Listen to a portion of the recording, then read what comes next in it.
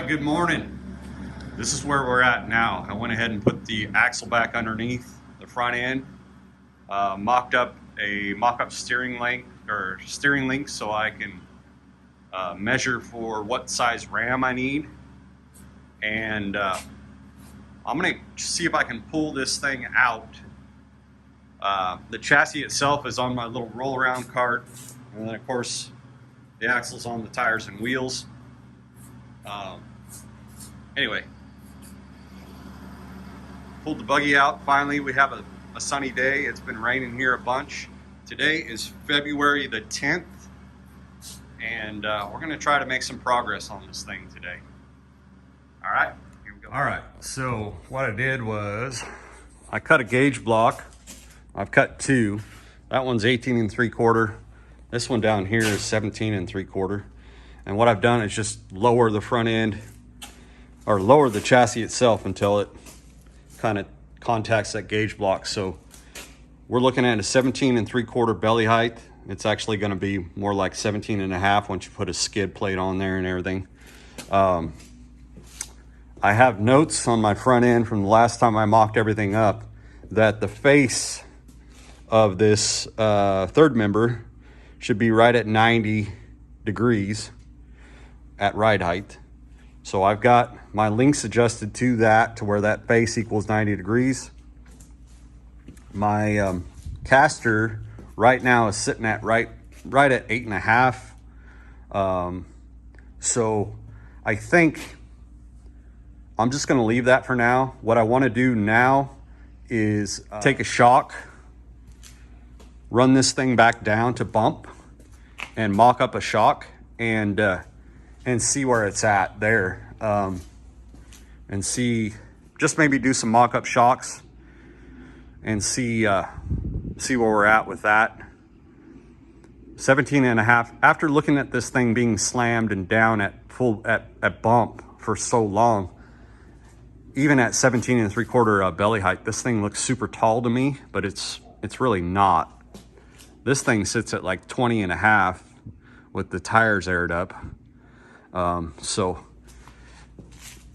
it's just getting your eye adjusted to it. Everything looks really super cool at bump, but now we're at ride height, and it's just something to get adjusted to, or I get used to. So I'm rambling on, but that's my thought process at this point. I do have my shocks, so maybe I should start working on this structure up front for getting that upper shock mount done. The lower shock mount should be pretty simple, straightforward, and I can make up some kind of a temporary mock-up lower shock mount without the plasma table right now. That thing is such an invaluable tool. It's like one of those things, when you need it, and then when you're without it, you're kind of lost. I'm pretty spoiled in that respect with that thing. So anyway, these upper tubes, they look so high. Not upper tubes, lower frame rail tubes. They look so high at ride height.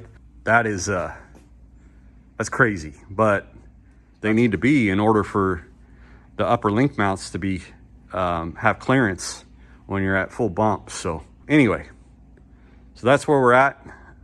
I think I'll just gosh, maybe I should just stand here and take this in for a minute. Man, it's freaking cool. It's been a while. It's been a while since I've been able to get in here and work on this thing. Yeah. Shocks, front end structure. Let's work on that.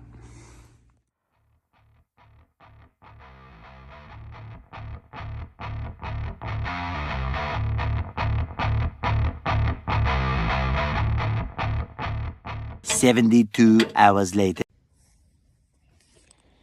All right, so we are on the floor, for lack of a clean workspace, cutting out some cardboard to start drawing a template for a front truss slash steering ram mount for the front axle here. This is kind of how, being that this axle is sort of a one-off because I built the axle. I do have drawings for this in CAD and everything, but I want to make sure it fits 100% on the money.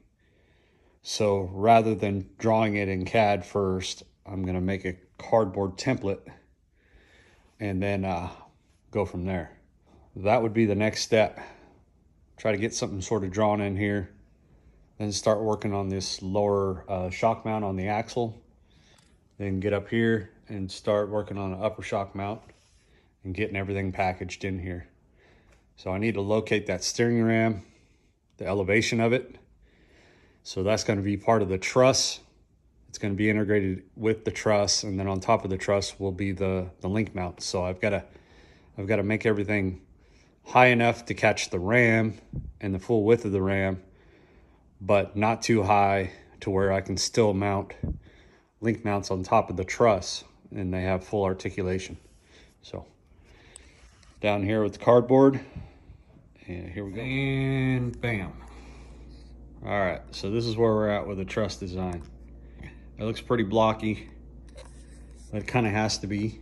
I've got it extended past the frame rails a little bit because I'm thinking I might even have to extend it a little more. I could probably step it down right here and make a, you know, what I'm getting at is I want to have a bump pad for the hydraulic bump stops that'll go on the outside of the frame rail. I need to get the bump stops out as far as I possibly can, so this truss is going to need to go out. I've got to extend it out past the frame because I want to have a flat surface for the bump stop to land on. The bump stop doesn't need to go all the way down to the axle tube. It can go right here on a reinforced pad on top of the truss. I don't really like how simplistic it is. I'll add some designs and maybe some step down features in it in the CAD software after I get this done, but this is basically to give me rough dimensions of how it needs to look and form over the center section sheet metal here. And I need to also make sure that I have enough height on here to mount the rams and, you know, the clevis mounts or the ram clamps right here without interference on that.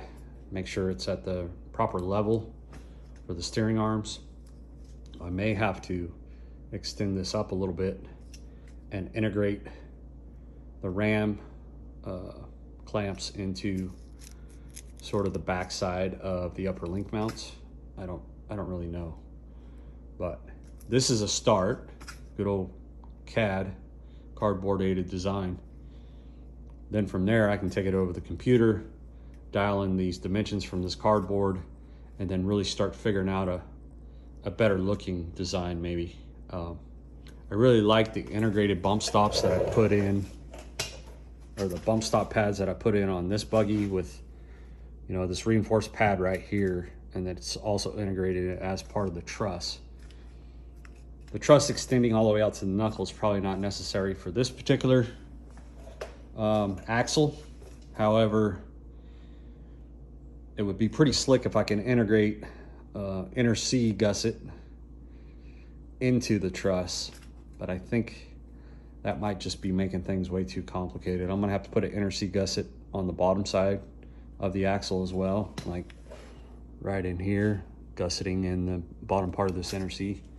So I probably need to do one on the top, but yeah, so the next step is just getting that ram sort of up in here and figuring out the level that it needs to be at, and figuring out if this truss is going to be tall enough to mount the ram to it, or if I'm going to have to extend plate work upward and put the link mounts behind it. So, all right, here we go. All right, so this is what I'm figuring out. Basically, that ram needs to sit that high in order for the arms to be level, the tie rods to be level with the knuckles over here. So I'm gonna have to add, because I don't even have this all the way up against there, I just have it sitting on these jack stands. I'm gonna have to add another, at least a ½ inch to the top of this truss. And then I'm thinking, now that I'm looking at it, I'm gonna probably have to extend these these shelves out a little bit. And again, I probably can't really do that until I get some bump stops. I don't know. We'll see. I think I have a pretty good idea of what the bump stops are going to be and where they're going to go, but I want to mount them out as far as I can. In other words, as close to the tire as I can, provided packaging and everything allows. But yeah, that's about where the ram's got to be. I wanted it up high, and that is certainly high. So it's pretty crazy, but that's where it's got to be for these high steer arms. It's definitely going to be up out of the way of rocks and everything. I might still probably add like a bull bar to the front that kind of comes upward and sends rocks underneath. I don't know.